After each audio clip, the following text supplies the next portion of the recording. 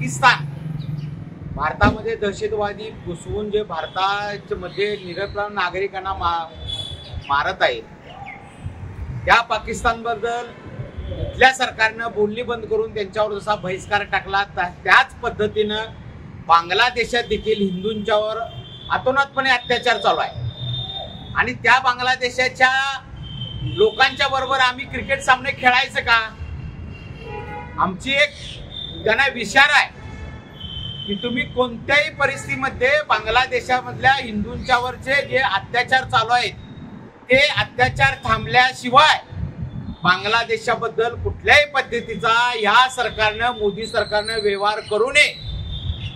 हा बांगलादेशाला स्वतंत्र मिळून आपल्या भारत देशाने दिलेला आहे। आणि असं असताना जर हिंदूंच्यावर जर हा अत्याचार जर करत असेल तर ते अत्याचार थांबले पाहिजेत।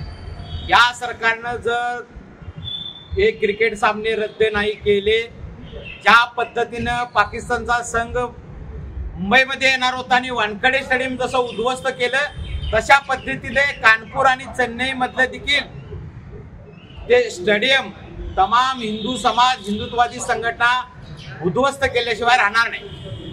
अशा मागणीचं निवेदन आम्ही या ठिकाणी आज कलेक्टर साहेबांना दिले।